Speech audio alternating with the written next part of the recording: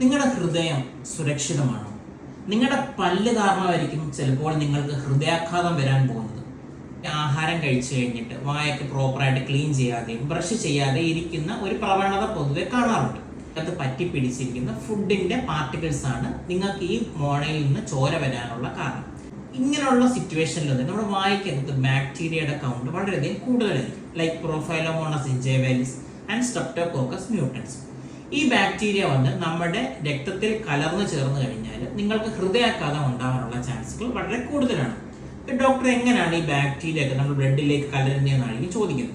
നമ്മൾ കഴിച്ചിട്ട് വായിക്കകത്തുണ്ടായ മുറിവാവാം, അല്ലെങ്കിൽ കടിച്ചുണ്ടാകുന്ന മുറിവാവാം, അല്ലെങ്കിൽ വായിക്കകത്തുണ്ടാകുന്ന അൾസറേഷൻസ് ആവാം. ഇതുവഴിയൊക്കെ നമ്മുടെ വായിക്കകത്ത് പറ്റിപ്പിടിച്ചിരിക്കുന്ന ഈ ഫുഡിന്റെ പാർട്ടിക്കിൾസിൽ നിന്നും ക്ലീൻ ആക്കാതിരിക്കുന്ന കാൽക്കുലസ്, അല്ലെങ്കിൽ ജസ്റ്റ് വെള്ള കളറിൽ കുമ്മായ കഷ്ണം പോലെ മഞ്ഞിച്ചൊക്കെ ഇരിക്കുന്ന പല്ലുകളുടെ ഇടയിലൊക്കെ കാണുന്ന ഇതുവഴി രക്തത്തിലേക്ക് ഈ ബാക്ടീരിയ കലരുന്നു.